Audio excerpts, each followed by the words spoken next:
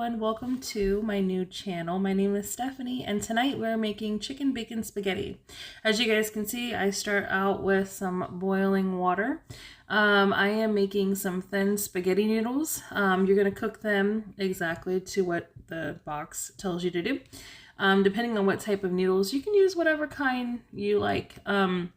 So in this video, I had to make some modifications compared to what I would normally do, and when we get to those areas of the video, I'll explain what I did differently and what I would normally do.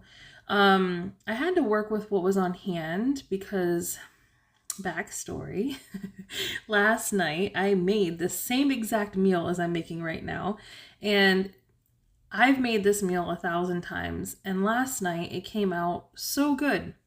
But your girl made a big mess up and I didn't put away the leftovers. So all of it sat in the wonderful microwave all night long. And because it has dairy in it, there's no way that it could be, good the next day.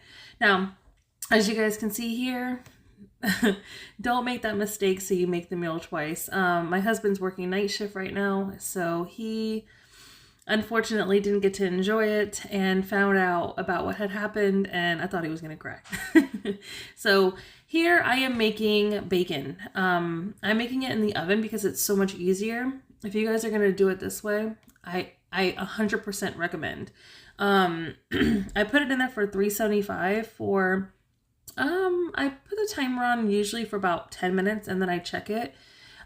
Just cook it to the the crispiness that you desire.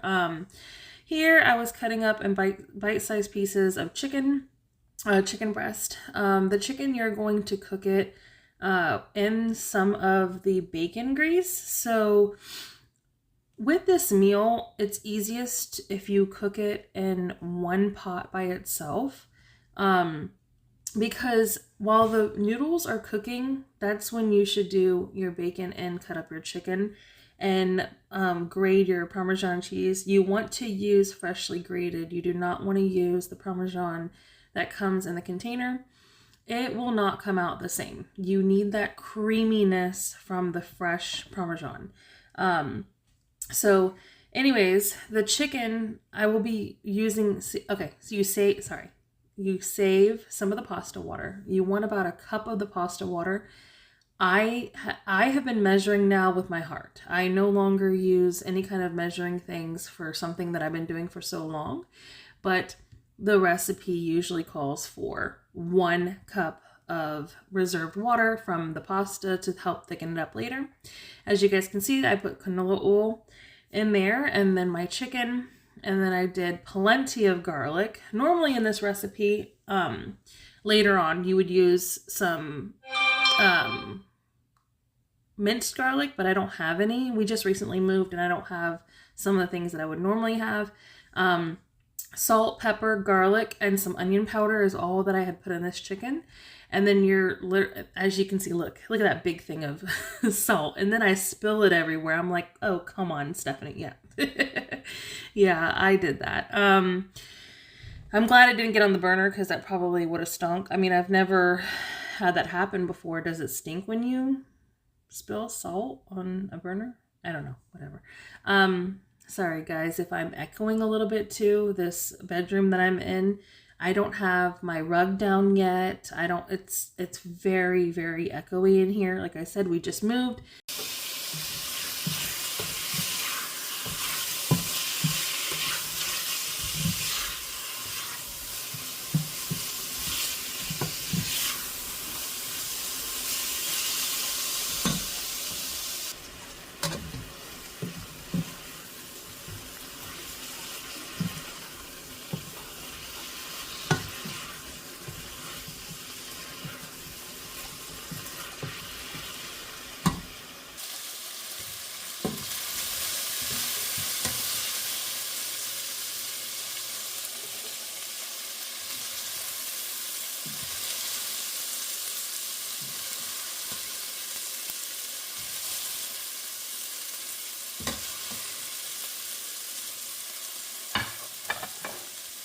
I hope that some of you guys that like ASMR enjoyed that little tidbit I put in there. So here I am adding some of the bacon grease back to the pan that I was already using. Now here I would normally put 1 can undrained diced tomatoes, but I didn't have any on hand. I used them up last night and I totally forgot about it. So I only had 2 small, I mean really small baby tomatoes in the refrigerator. And one of them was super, super sour. And then the other one, I only had half of it left. So I used that. And then so I was like, how am I going to make it kind of resemble the same thing? So I used, as you can tell, a little tiny bit of tomato sauce. And then added some more of the pasta water and like tried to cook it a little bit, like simmer it for a little while so that the tomatoes would resemble those that would come out of a can. It worked out. It worked out great. So if you guys do not have a can of tomatoes, do it that way. And then I added, of course, some more salt and then the garlic, the pepper, the onion. And then in this step, the only thing that I added differently was some oregano. I don't know if I added it right here or a little bit more like after I had added the heavy whipping cream. I'm not 100% sure. But yeah, so here, like I said, I just let it cook for a while. And guys, like, I don't even really know if I need a whole can anymore of, like, if I happen to just have a tomato that I need to use up, I'm just going to do it like this from now on because it worked out perfectly fine. So here I'm adding some more of the pasta water, and then I'm going to also be adding in my heavy whipping cream. Now, for you guys, if you guys are wanting to measure it, you can do 3/4 to a cup of heavy whipping cream. I just add as my heart desires, honestly. For me, more the better. It just makes it super creamy. It's perfect. Every time that I make it, and I'm pretty sure I use a completely different amount every single time, so I don't think there's any messing it up if I'm being honest. So as you can see, I added in the oregano. And then I really wish that I had my minced garlic because I love garlic. It's one of my favorite things to cook with. And then you're going to add in your Parmesan cheese.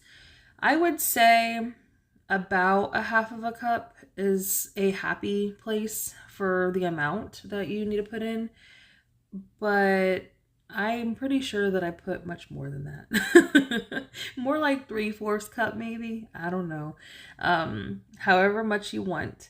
And this is what it turned out as. I let it sit there for just a few minutes, let everything soak up, and then randomly come in and stir. And then once everything is nice and thick like this, that's when it's done. And then all I did was pair it with a yummy salad. I hope you guys try this out and you enjoy it. Thank you for being here. Please subscribe to my channel. I am new and I'm excited to bring you guys new content. Have a good night. Bye.